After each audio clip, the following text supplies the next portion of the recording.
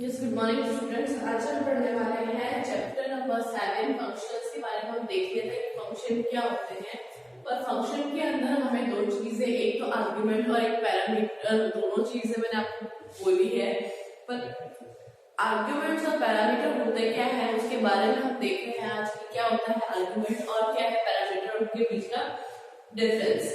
ठीक है, आर्गुमेंट्स हमारे पास और पैरामीटर हमारे पास एक आपका टॉपिक है जिसके अंदर हम बात करते हैं पैरामीटर। पैरामीटर वो वैल्यू होती है जो हम फंक्शन के साथ में उसकी डेफिनेशन के साथ में जो वेरिएबल लिख रहे हैं वो होता है it is the variable listed inside the parenthesis in the function definition passing data. Function की डेफिनेशन के अंदर होता है, या फिर हम कह सकते हैं passing data into a function. ऐसा आपका डाटा को पास करने वाला फंक्शन के अंदर, जैसे हम बात करते थे कोई आपका फंक्शन बनाया हमने, जैसे आपको सम हमने यहाँ लिखा था int x या फिर xy, आपको ऐसा लिखते थे int xy। ये क्या होता है हमारे पास आपके पैरामीटर्स होते थे कि इसमें हमारे x और y की वैल्यू को हमें पास करते थे। ठीक है, अगर हम इसको नीचे इसकी ये आपकी उसके बाद इसकी डेफिनेशन है। अगर हम ये कहें कि हमारा जो फंक्शन कॉल है, जब हम फंक्शन को कॉल करते हैं स्क्वायर सम और हमने इस ब्रैकेट के अंदर हमने कोई वैल्यू रखी है, जैसे अगर 10 इंसर्ट किया है तो हमने ये जो इंसर्ट करा है, ये जो आपकी वैल्यू आई है, ये हमारा आर्ग्यूमेंट होता है। ये आर्ग्यूमेंट जो हम पास करते हैं, ये आर्ग्यूमेंट क्या होता है, यहाँ जाके आपके पैरामीटर के अंदर जाता है। ठीक है, इस पैरामीटर के अंदर जैसे अगर हमारे पास एक हमने वैल्यू दी है 10, तो हमारे पास क्या है int x दी, और किसमें जाता है x वैल्यू। अगर मैं इसको ऐसा लिखूं 10, 20, तो x में क्या चला जाएगा आपका 10 और y में आपका 20। जिस सीक्वेंस में आपको आपने वेरिएबल्स लिखे हैं उसी सीक्वेंस में आपके आर्गुमेंट्स पास हुए। तो ये हमारे पैरामीटर्स हैं जो कि पैरेंथेसिस में आपकी फंक्शन डेफिनेशन के अंदर एनक्लोज हुए। आपके पैरेंथेसिस है ये क्लोज और ये आपकी फंक्शन की डेफिनेशन है। ठीक है, फंक्शन के बाद आप इसमें कुछ भी जो भी टास्क परफॉर्म करते हैं वो सब चीजें होती है। उसी तरह हम जो बात करते हैं आर्गुमेंट की, it is a value pass to a function during the function call. ये ऐसी वैल्यू है जो हम फंक्शन कॉल के टाइम उसको गिवन होती है। ये हमारा फंक्शन कॉल है, ये वैल्यू है, ये वैल्यू हमने पास करी है which is received in corresponding parameter. जो किससे रिसीव करता है पैरामीटर, जिसमें होता है आर्गुमेंट को पास किया गया है हमारे पास पैरामीटर में, और वो भी उस सीक्वेंस में उसको साइन करता है जिस सीक्वेंस में हमारे पास आपके वेरिएबल्स यानी पैरामीटर्स लिखे हुए होते हैं। इनको हमने बहुत सारे पहले अपने प्रोग्राम में यूज करा हुआ है, और हमें अब यहाँ बताना है कि पैरामीटर और आर्गुमेंट में आपका डिफरेंस। ठीक है, तो दोनों की आपकी डेफिनेशन हो गई कि क्या आपका काम करता है। बात करते हैं कि प्रोग्राम है, program to find the sum of n natural number. हमारा एक ऐसा प्रोग्राम है जो कि n नेचुरल नंबर, n मतलब हमारे पास ऐसे नंबर जिनका हमें n मतलब हमारे पास एक नंबर देना है, और आपको उस नंबर तक आपके जितने भी नेचुरल नंबर है उनका एडिशन करना है। नेचुरल नंबर तो आप जानते हैं, आपके नेचुरल नंबर कौन से होते हैं 1, 2, 3 एंड सो ऑन। ठीक है, आपके जितने भी नेचुरल नंबर है, तो इसके लिए हमने एक प्रोग्राम बनाया है। हमें क्या देना है कि कितने नंबर तक हमें एडिशन करना है। जैसे अगर मान लीजिए हमें 6 नंबर 1, 2, 3, 4, 5, 6 नंबर तक अगर हम ऐड करना तो हम ऐसे करेंगे। पर अगर क्या होगा अगर 6000 तक अगर डिवाइड में बहुत सारे एडिशन चाहिए, तो फर्स्ट 6000 नेचुरल नंबर का एडिशन चाहिए, तो ऐसा हम नहीं कर पाते हैं। तो इसके लिए हमने क्या है एक प्रोग्राम बनाया है। अब 6000 से तो मैं आपको समझा नहीं सकती, तो मान लीजिए कि हमने 5 नंबर आपको 5 तक आपके लेना है, या फिर 6 तक ले सकते हैं। ठीक है, 6 तक अगर आपको नेचुरल नंबर का एडिशन चाहिए तो किस तरह से आपको परफॉर्म होगा वो हम देखते हैं। यहाँ लिखा हुआ है DEF डेफ मतलब हमारे पास डिफाइन को वाला है। और ये DEF क्यों यूज करते हैं? DEF हमारा क्या है यूजर डिफाइंड फंक्शन है। क्या है हमारे पास यूजर डिफाइंड फंक्शन। हमारा यूजर डिफाइंड फंक्शन वो होता है जिसकी डेफिनेशन हमारा यूजर मतलब हम प्रोग्रामर जो बना रहा है वो देता है। ठीक है, ये यूजर डिफाइंड फंक्शन का आपके एक कीवर्ड है डेफ। नेक्स्ट हमारे पास है सम स्क्वायर। सम स्क्वायर इसका नेम है, मतलब कोई सा भी नाम दे सकते हैं। मुझे क्या है आपको का सम करना है। ठीक है, तो हमारे पास क्या है, फर्स्ट नेचुरल नंबर का इसका n हमने क्या किया, आपके पैरामीटर पास होना चाहिए। इस पैरामीटर में क्या वैल्यू अभी हमें नहीं पता है। ठीक है, इसकी डेफिनेशन मतलब ये डेफिनेशन कहाँ से कहाँ तक है, यहाँ से यहाँ तक है। इस डेफिनेशन को हमने क्या है, एक आपका टैग छोड़ के लिखा है, क्योंकि इंडेंटेशन बहुत ही स्ट्रिक्टली चेक करता है हमारा पाइथन।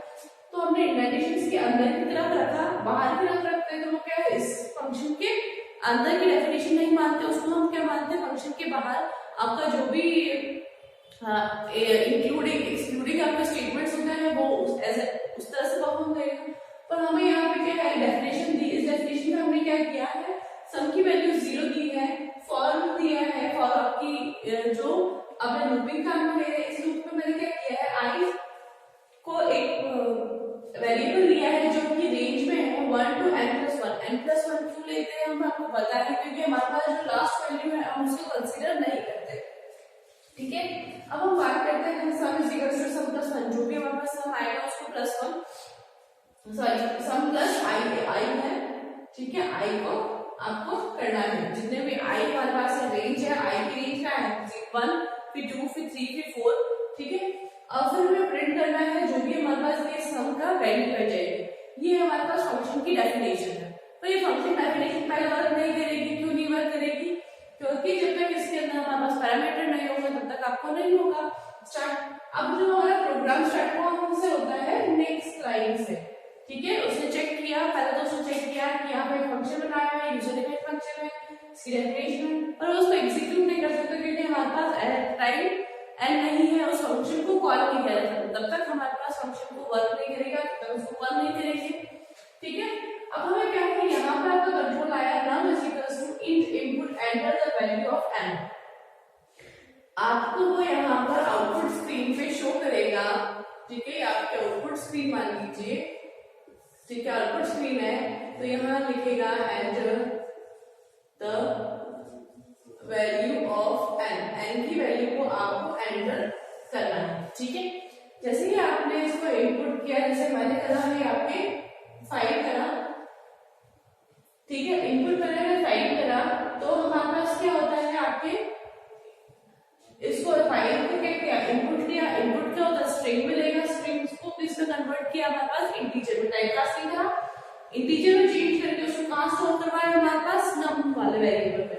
तो नम की वैल्यू यहाँ पे क्या हो गई है, ये नंबर वेरिएबल है, इस नम की वैल्यू क्या हो गई हमारे पास 5 होगी, तो यहाँ 5 हमारे पास है।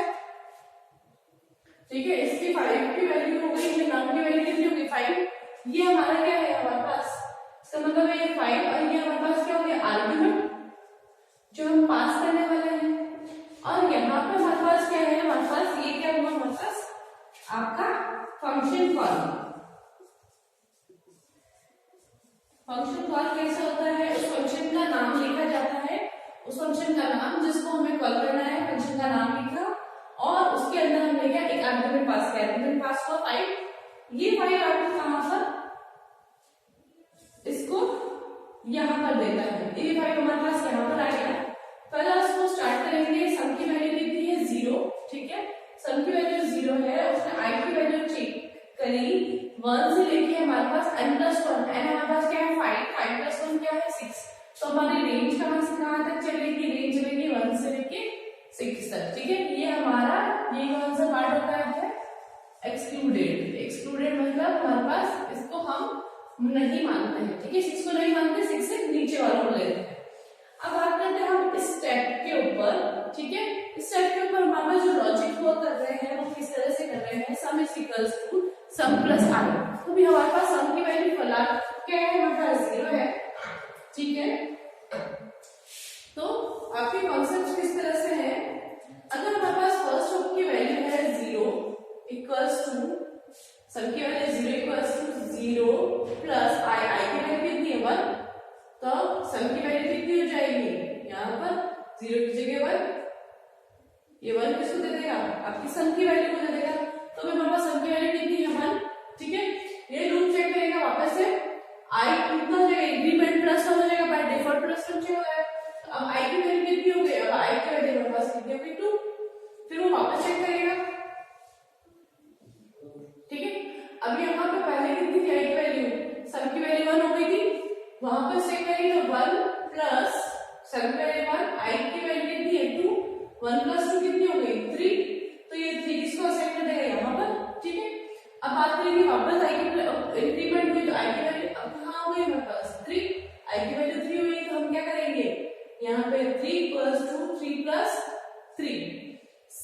Is equal to sum plus I, I की वैल्यू 3 है, सम की वैल्यू हमारे पास 3 अभी हुई थी, तो हमारे पास क्या हो जाएगा इक्वल्स टू 6, 2 3 प्लस 3 6, और ये 6 की वैल्यू कहाँ चली जाएगी, सम के अंदर चली जाएगी। ठीक है, वापस से हम लॉजिक वापस से बात करते हैं। आपका आई कितना हुआ 4, 4 देखिएगा वो रेंज में है, 6 से छोटा है, रेंज में आया तो क्या आएगा 6 इक्वल्स टू 6 प्लस 4, तो हमारा कितना हो रहा है 10, 10 की वैल्यू किसको दे देगा, वो सम को दे देगा।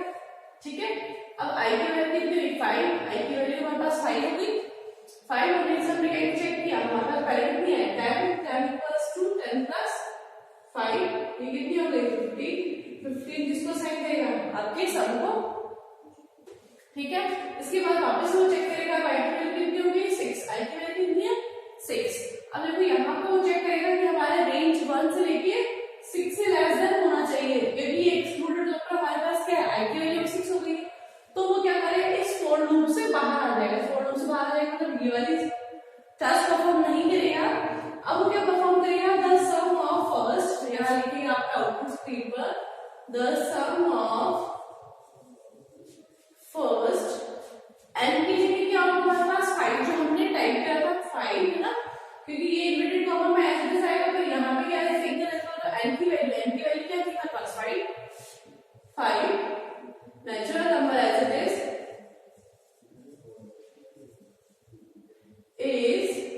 ठीक है नीचे लिख रही हूँ इज। अब यहाँ सम की वैल्यू लास्ट हमारे पास क्या लगी थी 15, तो यहाँ पे क्या है 15 लिखेगा, और हमारे पास फिर क्या है इस फंक्शन, ये फंक्शन यहाँ पर आपका पूरा हो गया, फंक्शन क्लोज हो गया पूरा डेफिनेट, और हमारे पास क्या रिजल्ट आया, the first 5 natural number is 15। इसी तरह हम 6000 7000 या फिर नेक्स्ट तक हम कर सकते हैं, पर हमारे पास क्या होनी चाहिए इसकी रेंज होनी चाहिए, ये फर्स्ट रेंज हमारे पास जो हमारे पास स्टार्टिंग होती है, और ये n+1 मतलब हमारे पास जिस रेंज में है, हमेशा याद रखना कि जो भी लूप लगाएंगे हमेशा क्या एक टर्मिनेट कंडीशन होनी चाहिए, जहां तक कि हमें करना है। अगर आपने टर्मिनेट कंडीशन नहीं लगाई तो आपका लूप क्या है इनफिनाइट लूप में चला जाएगा। इसी के साथ हम ये देखते हैं कि हमारा एक और दूसरा एग्जांपल इसी से रिलेट करता हुआ। हमारा एक और वैसा प्रोग्राम है जो कि इस कॉन्सेप्ट को ट्रिगर करेगा कि हमारा पैरामीटर और आर्गुमेंट पे क्या किस तरह से डिफरेंस आता है। ठीक है, अब बात करते हैं इस प्रोग्राम की, जो कि प्रोग्राम है हमारा एक्सेप्ट करेगा इंटीजर वैल्यू, जो भी आप इंटीजर वैल्यू आपके कीबोर्ड से इंसर्ट करेगा वो उसको एक्सेप्ट करेगा, फिर उसको इंक्रीमेंट करेगा 5 से, also increment the value by 5, also display the ID of, ID हमें डिस्प्ले करनी है इसकी आर्गुमेंट की। ठीक है, आर्गुमेंट की बिफोर कॉल फंक्शन, फंक्शन से कॉल करने से पहले हमारा आर्गुमेंट की क्या आईडी है, ID of parameter before and after increment, और पैरामीटर की आईडी पहले इंक्रीमेंट से पहले और इंक्रीमेंट के बाद में आईडी क्या रहेगी वो दोनों ही आपको बतानी है। ठीक है, अब बात करते हैं हम इस फंक्शन की। फंक्शन हमने स्टार्ट किया, ठीक है, DEF हमारे पास आपके फंक्शन है, आपका डिफाइंड एक फंक्शन है जो कि आपको यूजर डिफाइंड फंक्शन है। इस फंक्शन का नाम हमने दिया INCRP इंक्रीमेंट वैल्यू, इसको हमने शॉर्ट में लिखा है। नम हमारे पास एक पैरामीटर है जिसको हमने दिया है, फंक्शन की डेफिनेशन है हमने कहां से, उसके बाद हमारे पास क्या है इसके सेमीकोलन होता है हमारे पास इस लाइन पर, फिर हमने इसको प्रिंट करा है, print parameter number has value, parameter की नंबर की वैल्यू कितनी है वो नंबर की वैल्यू प्रिंट करेगा, फिर /n लगाया है, मतलब हमारे नेक्स्ट लाइन में क्या लिखेगा आईडी, जो हमारे पास उसमें पैरामीटर की आईडी गिवन होगी। फिर क्या किया नम इक्वल्स टू नम प्लस 1, हमने जो नंबर एंटर किया था उसको क्या है +5 इंक्रीमेंट कर दिया, और उसके बाद वापस से इंक्रीमेंट वाली जो हमने कर दी है वो कहाँ सेव हुई है, वो कौन सा नंबर है पहले वो, और वो कौन सी आईडी पे एड्रेस पे किस पे स्टोर हुआ है वो हमें प्रिंट करवाना है। नेक्स्ट हम देखते हैं ये हमारा क्या है आपका यूजर डिफाइंड फंक्शन, उसकी डेफिनेशन यहाँ से यहाँ तक है क्योंकि इंडेंटेशन क्या है उसके अंदर है। ठीक है, अब बात करते हैं हम यहाँ से शुरू नहीं होगा आपका फंक्शन, क्योंकि यहाँ पे क्या है आपके फंक्शन की डेफिनेशन है, विदाउट कॉलिंग आपके फंक्शन को हम एग्जीक्यूट नहीं करा सकते। हम बात करते हैं number is equals to in input enter a number. अब हमारे पास क्या है एक आउटपुट स्क्रीन आ गई है। ठीक है, आउटपुट स्क्रीन में वो फर्स्ट आपको क्या पूछेगा, क्योंकि नंबर के अंदर हमें क्या प्रिंट करना है आपके एंटर अ नंबर, कोई भी एंटर हमने एंटर करवाना है, एंटर अ नंबर, वो आपको ऐसे पूछ रहा है। कोई से भी नंबर आपने इनपुट करवा दिया, जैसे हमने मान लिया कि हमने एक इनपुट 4 हमने एक टाइप कर दिया है अपने कीबोर्ड से टाइप करके आईडी को, जैसे आपने एंटर करा, एंटर करने के बाद हम कौन सी लाइन को चेक कर रहे हैं, print ID of argument number is, हमारे पास आर्गुमेंट की जो आईडी है, जिस आर्गुमेंट की आईडी पे हमारा वैल्यू स्टोर है, मतलब ये जो 4 है ये आपके कौन से मेमोरी एड्रेस पे स्टोर हुआ है, तो हमें किस तरह से लिखिएगा, ID of argument number is. अब हमारा आईडी को हम किस तरह से करते हैं, जो जिस चीज की आईडी करते हैं आईडी, और उसको किसको एनक्लोज करते हैं, नंबर। जैसे हमने इस नंबर की, इस वाले वेरिएबल की, ये वेरिएबल कहाँ स्टोर हुआ है उसका आईडी करना है, तो हम उसके आईडी के ब्रैकेट के अंदर हम इसको एनक्लोज करते हैं जिसका हमें आईडी चाहिए। जैसे मान लीजिए नंबर हमारे पास 4 कहाँ स्टोर हुआ है, एक कोई भी वैल्यू ले लीजिए 1 4 3 7 2 5 6, ये आपका मेमोरी एड्रेस मान लीजिए, ये आपका मेमोरी एड्रेस है। उसके बाद यहाँ पे आपकी ये ना एग्जीक्यूट हो गई, जैसे ही हमें यह स्टोर हुआ उसके बाद उसने क्या किया है, इंक्रीमेंट नंबर हमारे पास इसको कॉल किया है, इस फंक्शन को कॉल किया, इस फंक्शन को वो ढूंढेगा तो उसकी डेफिनेशन कहाँ मिलेगी, आपको ऊपर मिलेगी। तो इस फंक्शन की डेफिनेशन हमारे पास कहाँ है, वो यहाँ पर है, तो हमारा कंट्रोल कहाँ है, ऊपर की तरफ जाएगा। इसके अंदर हम क्या है, आपको वैल्यू पास करेंगे, ये जो पैरामीटर ये जो आर्गुमेंट हमने पास किया जिसकी वैल्यू हमारे पास क्या है 4, जिसकी वैल्यू हमारे पास 4 है, वो 4 का पास हो रहा है आपके नम वाले वेरिएबल के अंदर, मतलब हमारा उसमें आपका पैरामीटर को पास करा, तो ये पैरामीटर हमारे पास क्या हो जाएगा, 4 हो जाएगा। फिर प्रिंट करेगा, प्रिंट करना है उसको, उसके बाद लाइन पे पैरामीटर हैज अ वैल्यू। अब पैरामीटर के पास क्या है, वैल्यू पे हमें प्रिंट करवानी है, तो क्या है, पैरामीटर नंबर हैज वैल्यू,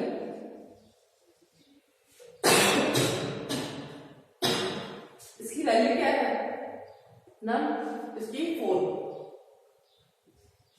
ठीक है। इसके बाद स्लैश एन मतलब नेक्स्ट लाइन पे आया, आईडी इक्वल्स टू नम की आईडी, ये कहाँ स्टोर हुआ, तो ये 4 है, तो ये स्टोर कब हुआ है, इसके एड्रेस आईडी 1 4 3 7 2 5 6। अब आप ये देखेंगे कि ये वाली आईडी और ये वाली आईडी आपकी दोनों क्या है, सेम है। क्यों, क्योंकि ये जो नंबर भी क्या है हमारे पास, ये 4 और ये 4 एक ही एड्रेस को स्टोर करता है, क्योंकि हमने बात करी थी हमारा जो पाइथन हमने स्टार्ट करी थी कि पाइथन में हर एक वैल्यू, एक यूनिक वैल्यू हमारे पास उतनी टाइम स्टोर रहती है, और उसी को एक स्पेसिफिक नंबर, हर एक वैल्यू की एक लाइफ टाइम जब तक होती है जब तक हमारे पास प्रोग्राम टर्मिनेट नहीं होता था। तो ये 4 है, ये 4 कहाँ स्टोर हुआ था, यहाँ पर, उसको हमने क्या है, उसको दूसरे वाले वैल्यू में पास कर दिया, पर उसकी वैल्यू हमारे पास कहाँ पर है, उसी एड्रेस पे स्टोर है। अब बात करते हैं इसके बाद हमने पर क्या किया, नंबर को हमने +5 इंक्रीमेंट कर दिया, +5, तो हमने क्या किया, यहाँ पर नंबर क्या था हमारे पास 4 था, नंबर हमारे पास था 4, तो 4 को 5 प्लस कर दिया तो कितना हो जाएगा हमारे पास, ये कितना 9। अब हमारे पास 9 होने के बाद नंबर की वैल्यू कितनी होगी 9, फिर प्रिंट करेगा number increment by 5 is number incremented by 5 is, अभी नंबर की वैल्यू क्या होगी, चेंज हो गई, क्योंकि हमारे इससे पहले वाले स्टेप में हमने चेंज कर दिया, इसकी वैल्यू क्या हो जाएगी हमारे पास 9, ठीक है। /n से मतलब हमारे पास नेक्स्ट लाइन के अंदर आ गया, ठीक है, नेक्स्ट लाइन में आ गया, फिर आईडी इज,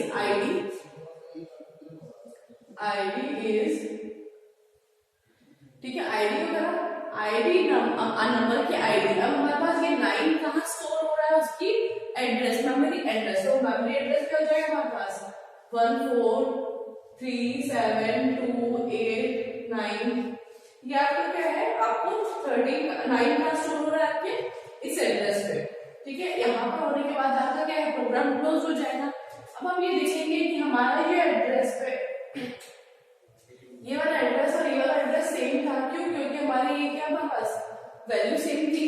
ये वैल्यू हमारे पास एक यूनिक एड्रेस पे स्टोर होता है जब तक लाइफ टाइम इसकी तक होती है, जब तक हमारा प्रोग्राम टर्मिनेट नहीं हो जाता।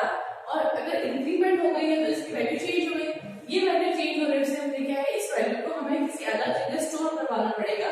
तो हमने क्या किया, ये 9 इस पे ओवरराइट नहीं होता, ये किसी और मेमोरी एड्रेस पर आपके स्टोर होगा।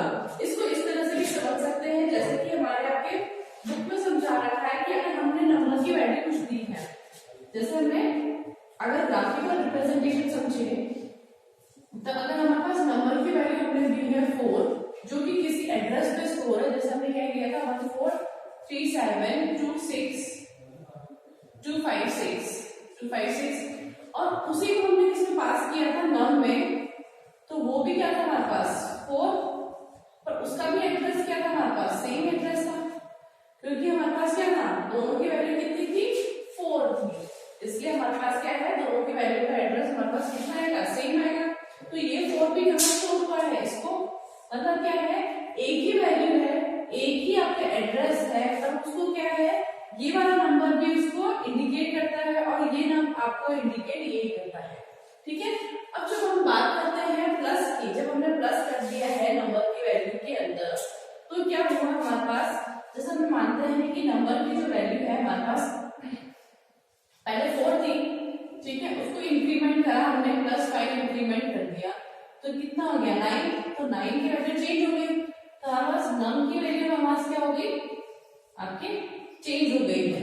तो ये एड्रेस हमारे 1437256 था और ये हमारा चेंज हो गया, क्या हो गया 1437289, ठीक है। तो ये एड्रेस क्या है हमारे पास, आपकी यूनिक एड्रेस चेंज हो गया क्योंकि उसकी वैल्यू चेंज हो गई है, ठीक है। इसी तरह से हमारे आर्गुमेंट और पैरामीटर को हम समझते हैं कि किस तरह से आपके आईडी से हम पता कर सकते हैं कि वो कौन से मेमोरी एड्रेस पे अलोकेट हुए हैं, या फिर कह सकते हैं कि उनको कौन सा मेमोरी एड्रेस आपको दिया गया है, ठीक है। इसी में हम देखेंगे बाद में हमारे नेक्स्ट वीडियो के अंदर कुछ और प्रोग्राम्स, ठीक है। तब तक के लिए थैंक यू।